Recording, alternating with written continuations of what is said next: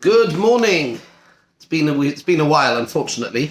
I'm sorry about that, between your travel and my travel. But we are back. We're back with a bang. So, we are going to do a few more sessions on to kind of finish off this topic. I mean, we'll never finish. One does not finish any topic, especially one as contentious as this. But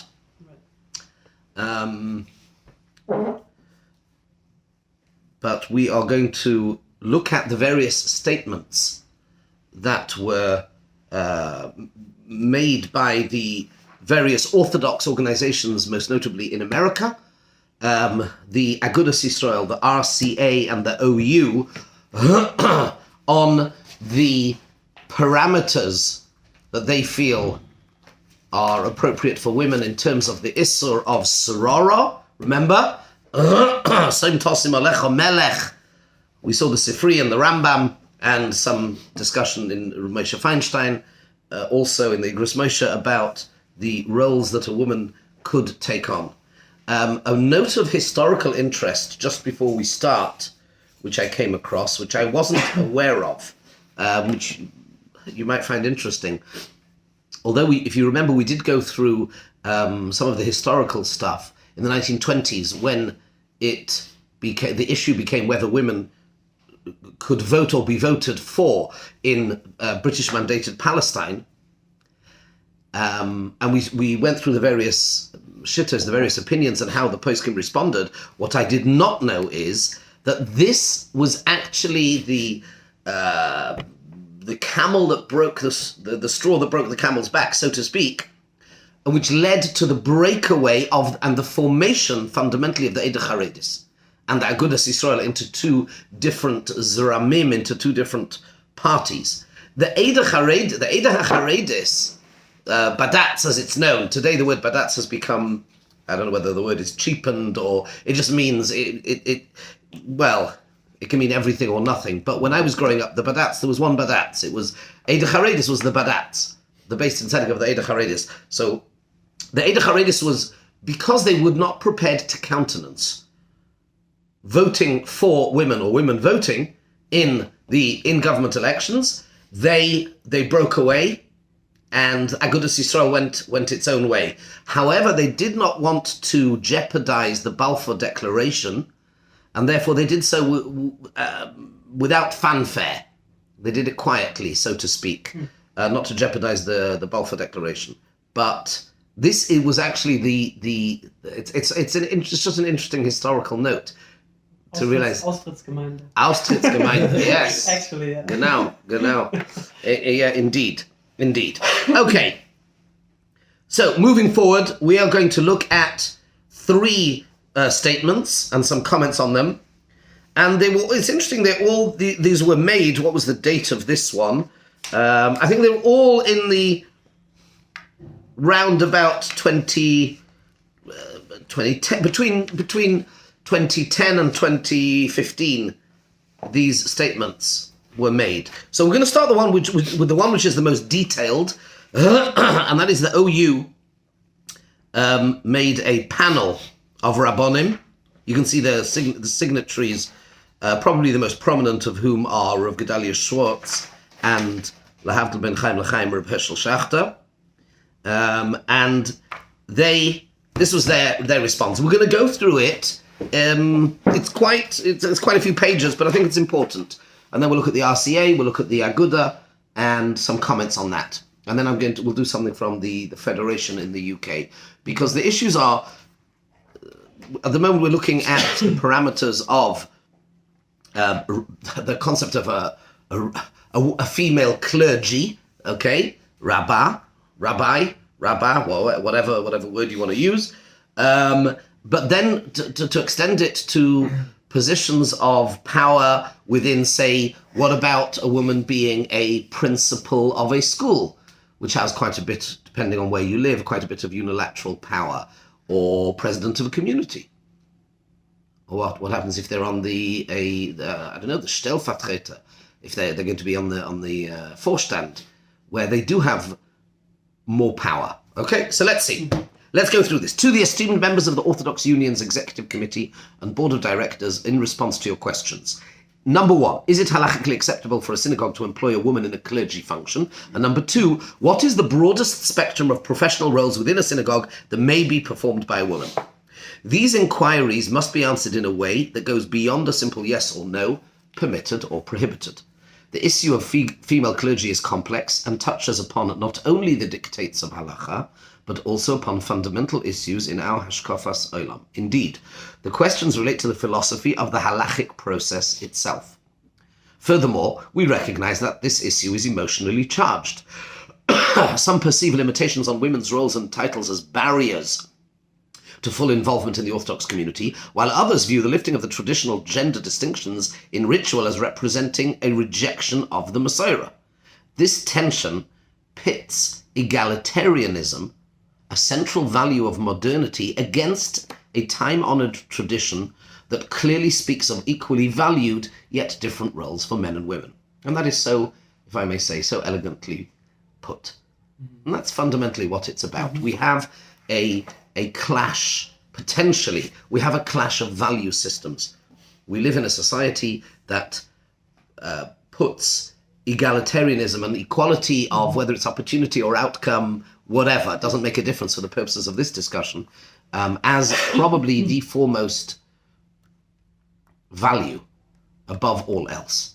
And that clearly is a clash with some of the restrictions of halacha. So, therefore, it's not really a question about, you know, the old moshel about the Dubna Magid, as moshel of the royal archer, the archer, the king's walking through the forest and he sees an archer that has all the arrows. That's right. The guy's got a perfect bullseye every time, and he says, "How do you do that?" He says, "Very simple, Your Majesty. I shoot the arrow and then I draw the target round it." And that is essentially what this is about. This is not an object, often, not always, but it is often not an objective inquiry as to what is the Ratzon Hashem, what does Hashem want, but rather we have a problem. Houston, we have a problem.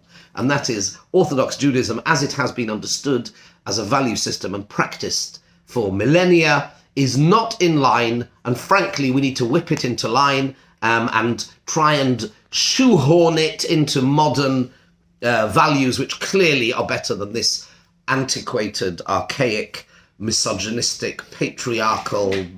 You get the point. And again, you can't. Of course, we can't overgeneralize. But if that is the subtext of the inquiry, first of all, we're never going to be able to do it justice. You're never going to satisfy. You're never going to actually be able to satisfy. Number one, because the envelope will just keep widening as society descends more into its own craziness of whatever we've discussed. But it's actually about being honest and saying what actually is the question. On the other hand, I suppose something such as an organization such as the OU, or when you find yourselves, Rabbi, you will find yourselves in communities that are not as traditional or strict or as orthodox as the community you find yourself in now. If you're just going to stand on the pulpit and do what we call in English tub thumping, and all you're going to do is alienate, so that's not smart either. So how do you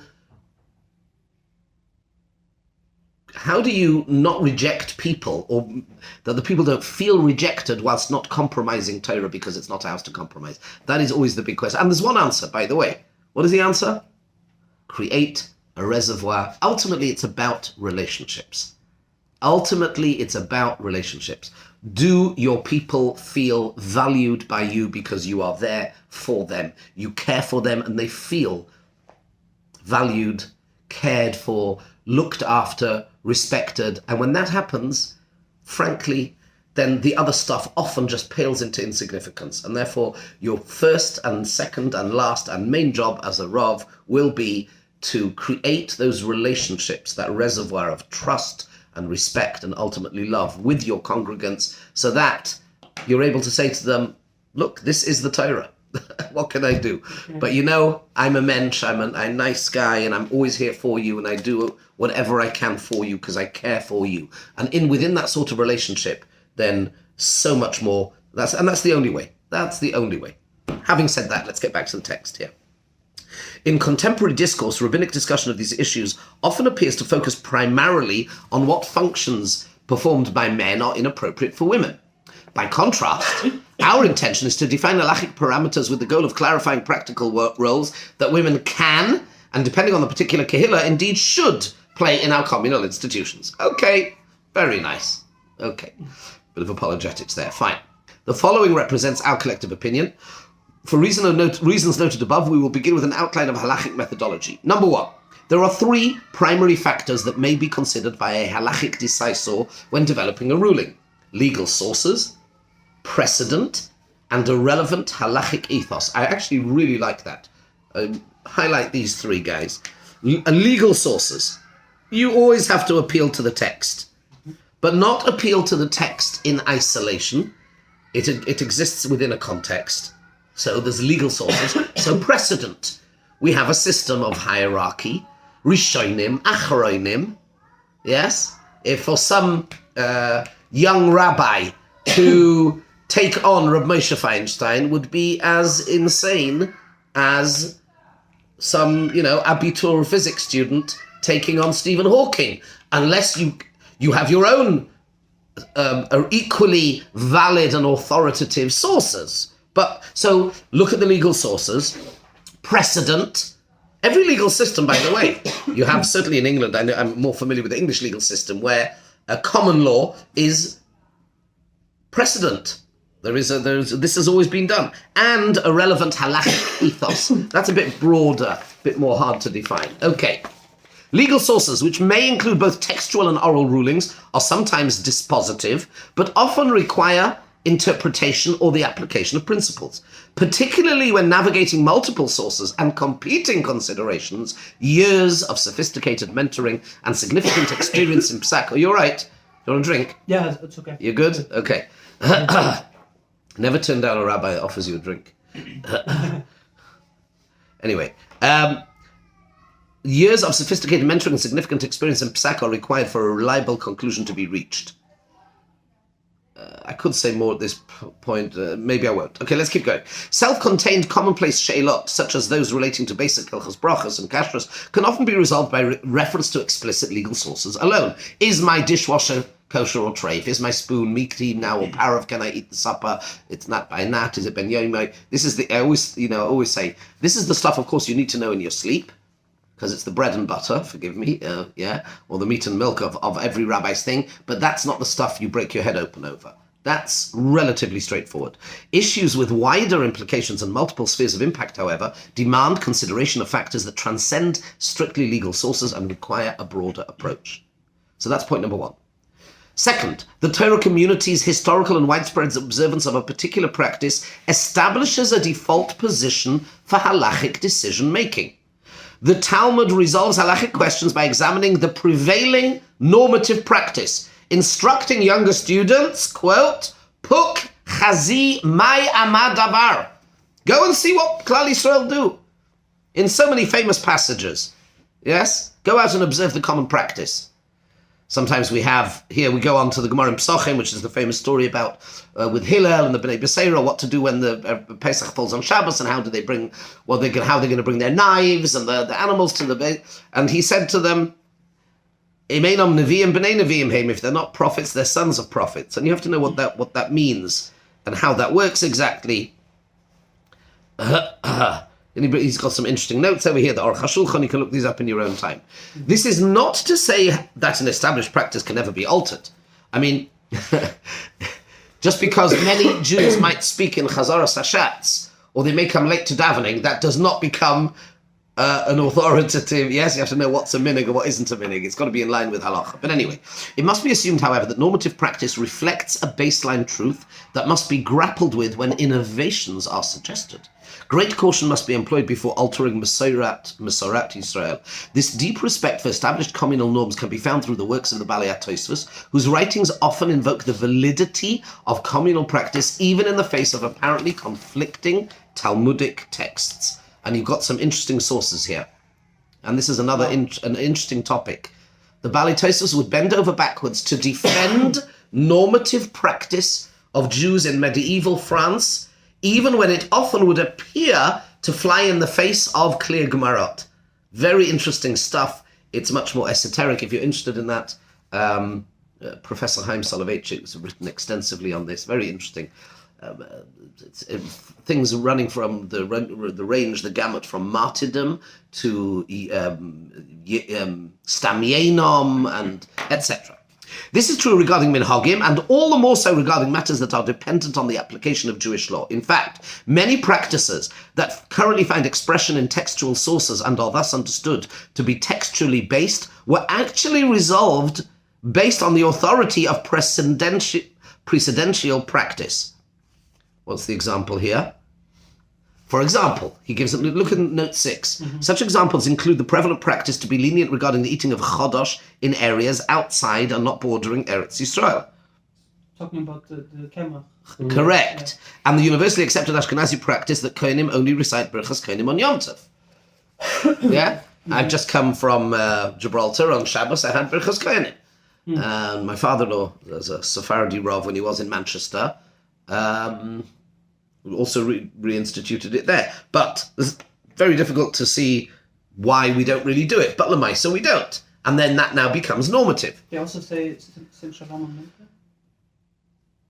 Yeah, the Sephardim, yeah. They say yeah. Also low. Okay. Not only is there enormous significance in the Torah community's manner of observing a particular custom or behavior, equally significant is the community's failure or refusal to practice a certain custom or adopt a particular behavior. Although the Mishnah in Eidia says, Lo ra'inu einoi raya, the fact that something has not been observed cannot be brought as a proof to one side of a legitimate halachic dispute rooted in psukim or svara. And the way maybe to remember it, the way I like to say it is the absence of evidence is not the same thing as the evidence of absence. Yes? The non-performance of a particular practice does constitute a minhag.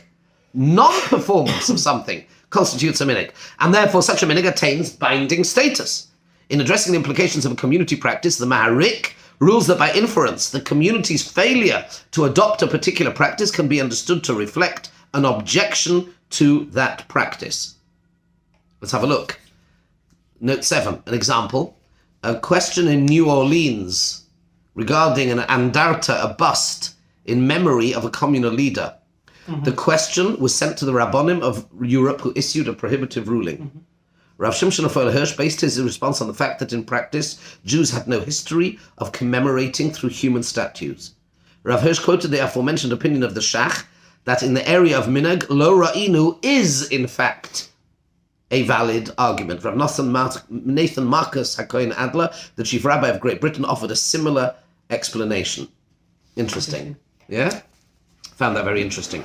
Finally, it is essential for a halachic decisor to be aware of and keenly sensitive to the broader context of Torah values. Such values originate from, but frequently extend beyond specific legal dictates. Halacha itself, if examined closely, reflects underlying themes and sources from Mikra, Haggadah, and Kabbalah complement the halachic rulings to express values that direct our avodas Hashem. These core values, derived from multiple sources, form a halachic ethos, and throughout our histories, these values have been integrated into the technical, practical resolution of complex halachic issues. And I think that's a really, really good summary. Let's go on. The halachic ethos. A Weltanschauung emerges from the totality, I don't need to translate, emerges from the totality of the vast sea of halach and Torah thought, and this collective world serves as the basis for our avodas Hashem. These overriding principles are mined through the examination of Mikra, Halacha, and precedent. Mikra. While most legal sections of the Torah are comprised of specific commands, many in general injunctions can be found as well. For example, Kedoshim Tihiyu, Shabbaton, Va'asisa hayosha v'hatoiv. The Ramban's commentary to these psukim, as elaborated below, highlights the manner by which these general exhortations significantly shape normative practice. That is, Mikra, Halacha. A comprehensive study of the details of specific halachas reveal fundamental principles which provide guidance for the development of a deeper and more expansive understanding of the details themselves. As our Rebbe, Rav Yosef Soloveitchik Zal, wrote, Out of the sources of halacha, a new worldview awaits formation. For the Rav, the appreciation that Torah values could be derived through examination of Torah legal sources was fundamental to an understanding of Torah and the halachic decision-making process. These fundamental principles represent an important part of what we call the Masorah. And then we have precedent. The Torah worldview is also shaped by precedent. While, as discussed earlier, long-established practice assumes presumptive validity, that is due enormous respect and deference, historical practice also serves as a source of more general guidance. Precedent in one area of halacha is assumed to reflect fundamental truths and principles that help shape the halachic ethos and which thereby influence the resolution of shilas in related areas. In particular, the halachic ethos plays a critical role in providing guidance in addressing the original halachic challenges of each generation. Torah literature is permeated by the impact of the Torah's ethos on halachic practice. The Ramban comments on the pasuk Vasisa hayosher v'hatoiv. It conveys more than an exhortation to carefully follow explicitly referenced laws. The Ramban writes, and here we are quoting, translating, the intent of this statement is that Hashem has said that you should observe the laws and statutes which he had commanded you. Now he says that with respect to what he has not commanded, you should likewise take heed to do the good and the right in his eyes, for he loves the good and the right. And this is a great principle, for it is impossible to mention in the Torah all aspects of man's conduct with his neighbors and friends and all of his various transactions and ordinances of all societies and countries. Through this pasuk, Hashem provides an overarching value to be used as a yardstick to measure situations not actually addressed directly by text. Va'asisa hayoshar v'hatoiv. Do that which is straight and correct and good. So it is a general prescription. Similarly, the Gemara applies the pasuk Dracheha darchei noyam v'chol nesivoseha shalom. Its ways are ways of pleasantness and all its pathways are peace, to determine halachic issues not at all referenced by the pasuk. For example, in Yevamas, in Sukkah, about a particular type, where there's a suggestion that a particular type of fruit should be an esrog. By the way, it wasn't a serious suggestion. We've always taken a citron fruit. That was not really the point. But the point was, how could we have worked out from the pasuk what it should be? And the Gemara says there's no way that it could have been a particularly prickly type of thing, because the Hashem wouldn't command us to do that. Because dracheha darchei noyam. Yeah? So the ethos of halacha also plays a critical role in directing communal practice. For example, the Chavetz Chaim's decision to champion women's Torah studies, as well as the Rav's expansion of this endorsement, was compelled primarily by extra-legal considerations. Extra-legal means outside of the legal and the technical. And if you remember, we studied quite carefully the Chavetz Chaim and Soita and Likutei Halachos. Notably, the Rav turned to the halachic ethos in explaining the prohibition of praying in a synagogue with mixed gender seating. While the Rav briefly mentioned, but did not elaborate upon possible legal concerns, his arguments relate primarily to the precedent of separate areas for men and women in the Beis HaMikdash, as well as various aspects of the Jewish spirit of prayer. The Rav's global understanding of the Torah system led him to vehemently oppose the structural changes being suggested in the Orthodox synagogues of his time. And by the way, interfaith dialogue also. Not for now, that's another story. Mm-hmm. By the way, he also pointed out, nowhere in Shulchan Aruch does it say that there has to be a mechitza. So if somebody's ever going to come to you with that, don't start looking for it. It isn't there. Nowhere in Shulchan Aruch does it say there needs to be a mechitza. For men and women to daven separately. It's just like, to quote the famous philosopher Homer, duh. Okay. The same is true of the Rav's nuanced embrace of secular knowledge and modern civilization.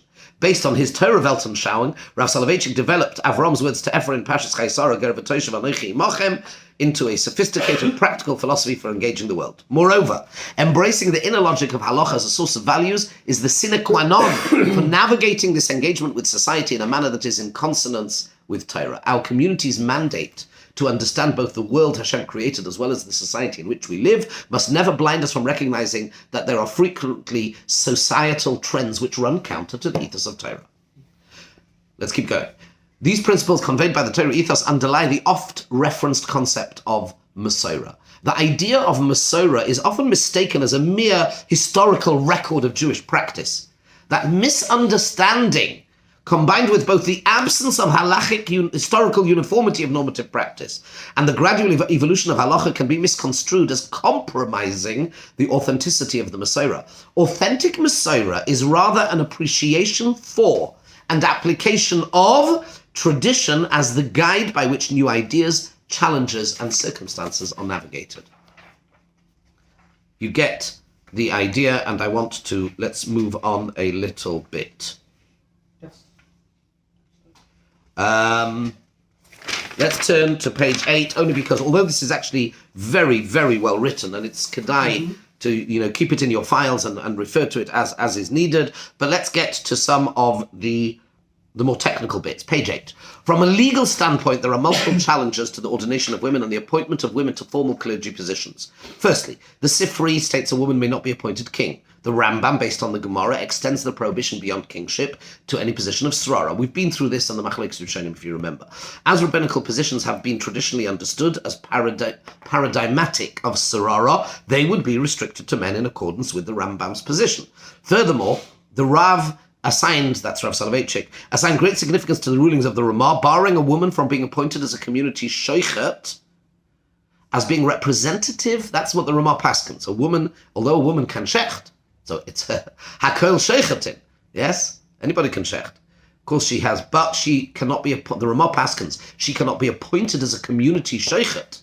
The Rav understood that as being representative of a general preclusion of women from all formal religious appointments over the community at large. He explained that during the time of the Ramah, the appointment of the community's sheikhed required earning of a formal license from a chacham. You had to get a Kabbalah. They still do that today. You get a smicha to become a sheikhed. You first thing, a sheikhed or a seifa or a mile, you say to them, "Where's your Kabbalah?"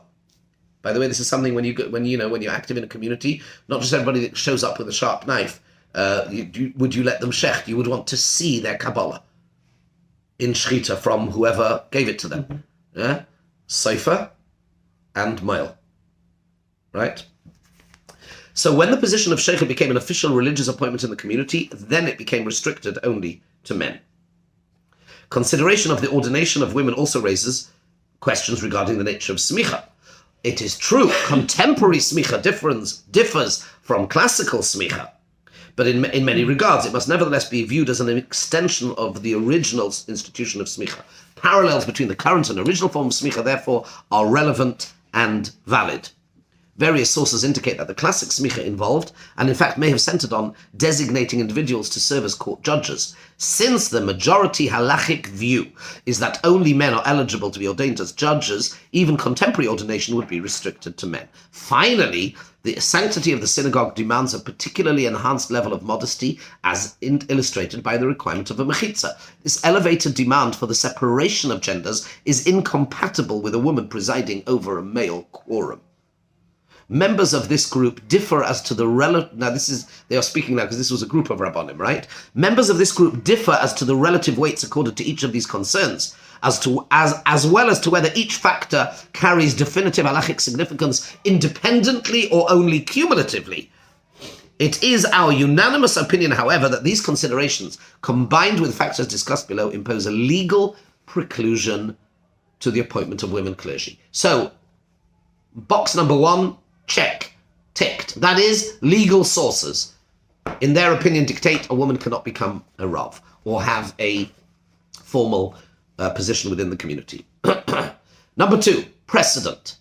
Furthermore, right, we're now moving to the second area, precedent. Furthermore, halachic history evidences a precedent of precluding women from serving as clergy or receiving ordination. Even the Ramah's restriction against appointing women to be a sheikhet referenced above has always been normative. Current women's roles in society, even in Jewish society, are undoubtedly different than in the past. While Baruch Hashem advanced Torah learning opportunities for women continue to multiply, and more women today are interested in and capable of learning in-depth halacha, it is clear from historical and halachic literature that women's Torah scholarship is not an entirely new phenomenon.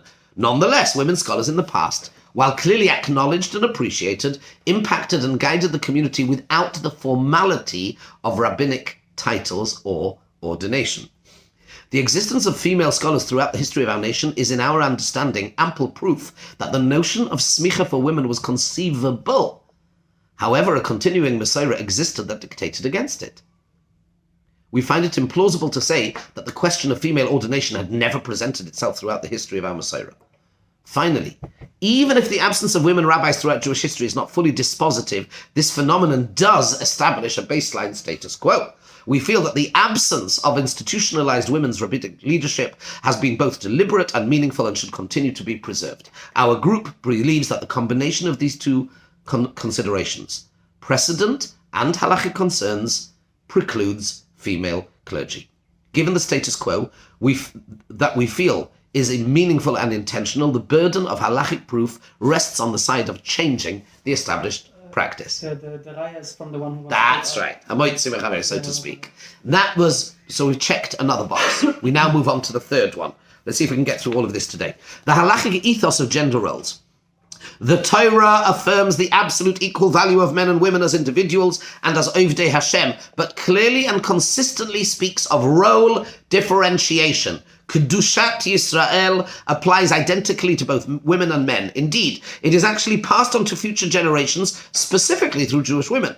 Rav Shimshon Raphael Hirsch writes, the concept of man created in the image of God embraces both sexes. Together, male and female comprise the term human. God has created them both equally close to him and for the same active purpose, according to his will. Zochar unekeva bara oisam. Similarly, expectation of and capacity for personal spiritual achievement does not differ between the genders, and the vast majority of halachic obligations apply equally to men and women. Remember? What percentage? What number? How many mitzvot are not? 599. Correct. Well done. Very good. Differences between the roles of men and women are, however, axiomatic and are reflected in a multitude of legal and extra-legal sources, starting with the Torah itself and continuing through the Achronim. Rav Soloveitchik stressed this idea in lectures and shiurim over many decades and in many contexts. Two humans. This is a quote from Rav Soloveitchik. Two humans were created who differ from each other metaphysically, not only physiologically, even as they both partake of divine qualities. This contradicts the perverse notion that Judaism regards woman as being inferior to man. It also cuts away another false notion that there is no distinction between them in terms of their spiritual personalities. Two sexes were formed not only for propagative purposes, but in addition, they constitute existential originals. They differ in their psychical natures.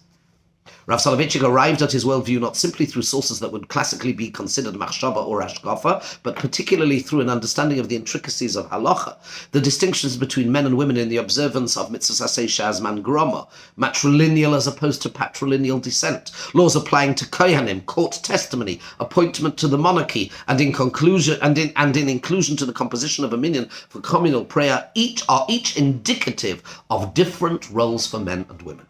Gender differences have historically been particularly evident in the arena of public service. We believe that these distinctions are not merely a relic of times bygone. Instead, they reflect a Torah ethos, a Mesorah of different avenues and emphases by which men and women are to achieve identical goals, the service of God and the perpetuation of the Jewish people. It is the majority opinion of our panel that the appointment of women to clergy positions would be a contradiction to this halachic ethos. Role distinctions are not absolute. We celebrate the fact that many women engage in high-level Torah learning, despite the fact that their obligation in Talmud Torah differs to that of men. We encourage mothers and fathers to share responsibility and to pool their talents and abilities to best bring up their children, despite archetypal parenting roles in our tradition. However, there is naturally greater room for flexibility in the informal world of one's personal avodas Hashem and in the nuances of one's family's dynamics than in the more formalized public arena. The formal structure of synagogue leadership should more closely reflect the halachic ethos. For the reasons stated above, we believe that a woman should not be appointed to serve in a clergy position. This restriction applies both to the designation of a title for women that connotes the status of a clergy member, as well as to the appointment of women to perform clergy functions on a regular, ongoing basis, even when not accompanied by a rabbinic type title. You see this? The spectrum of functions appropriately considered as the role of clergy can be identified by duties generally expected from and often reserved for a synagogue rabbi. These common functions include, but are not limited to, the ongoing practice of ruling on a full range of halachic matters, officiating at a religiously significant life cycle event, bris milah, baby naming, bar mitzvah, bas mitzvah, weddings and funerals, the regular practice of delivering sermons from the pulpit during services, presiding over or leading services, in apostrophes, at a minyan, and formally serving as the synagogue's primary religious mentor, teacher, and spiritual guide.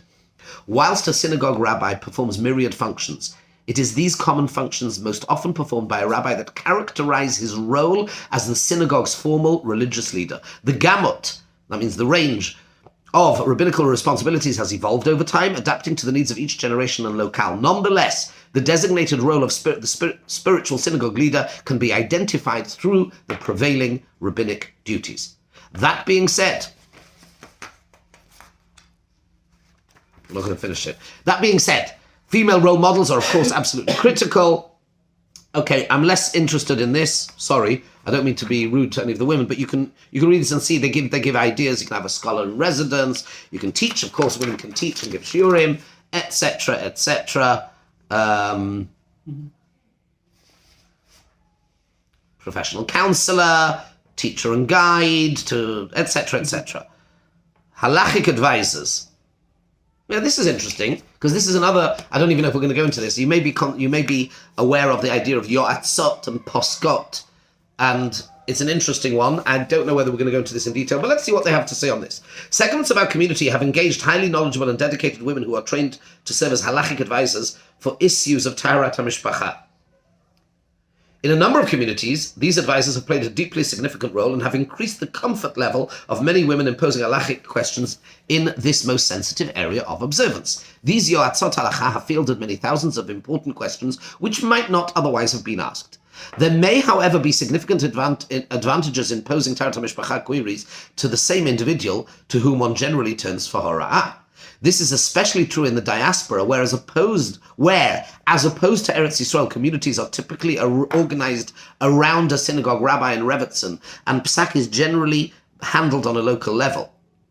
Furthermore, answers to questions regarding taharas hamishpacha are often integrally connected to the dynamic of a particular family and marital relationship. Consequently, it is recommended that these questions be posed to the community rabbi who is knowledgeable in Hilchas Niddah and also integrally involved with the couple on many levels. I could talk till the cows come home on this. The number of times, and not just because I am a community rabbi, but aseh lecha rav means that hopefully one day when you are able to paskin on a broader range of things, you will paskin different things for different people.